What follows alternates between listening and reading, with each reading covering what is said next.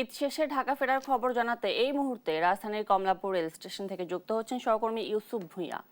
ইউসুফ, জানাবেন কমলাপুর রেল স্টেশনে ঢাকায় ফেরা মানুষের চাপ কেমন দেখছেন, আর তাছাড়াও যারা ঈদ ঢাকায় পালন করেছেন তারাও অনেকে নানা কাজে ঢাকা থেকে যাচ্ছেন, জানাবেন তাদের খবরও।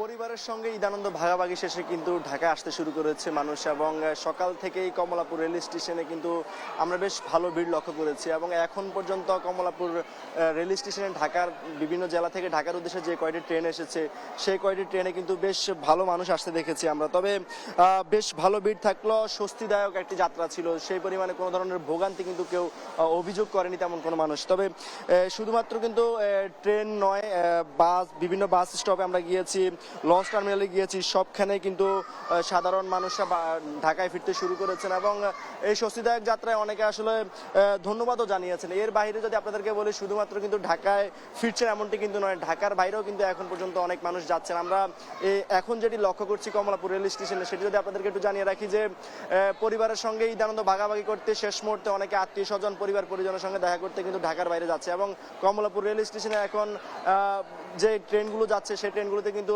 আসার থেকে যাওয়ার যাত্রী সংখ্যাটাই বেশি, তবে দিনে আসার যাত্রী সংখ্যাটাই বেশি ছিল। এবং যেহেতু আপনারা জানেন আগামীকালই সরকারি অফিস আদালতগুলো খোলা রয়েছে, সেই জায়গা থেকে বিভিন্ন প্রাইভেট সেক্টরে যে বিভিন্ন অফিস আদালত রয়েছে সেগুলো অনেকগুলো খুলে দেওয়া হয়েছে। এর বাইরেও আরও কয়েকটি যেগুলো রয়েছে সেগুলো কিন্তু খুব শীঘ্রই খুলে দেওয়া হবে।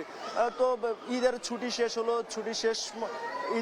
শেষ হলো, শেষ মুহূর্তে কিন্তু যারা বাড়িতে গিয়েছেন তারা ঢাকায় ফিরতে শুরু করেছেন এবং পরিবার পরিজন আত্মীয় স্বজনের সঙ্গে তারা ঈদ আনন্দ ভাগাভাগি করে কিন্তু ঢাকায় আসতে শুরু করেছেন। এবং কমলাপুর রেল স্টেশন থেকে শুরু করে কমলাপুর রেল স্টেশনে আজকে সকাল থেকে এ পর্যন্ত কিন্তু ঢাকার বাইরে যে বিভিন্ন জেলার উদ্দেশ্যে যেগুলো রওনা হয়েছে, প্রায় 55টি যাত্রা করার কথা ছিল ট্রেন, এবং এর মধ্যে এখন পর্যন্ত 40টি ট্রেন কিন্তু কমলাপুর রেল স্টেশন ছেড়ে গিয়েছে।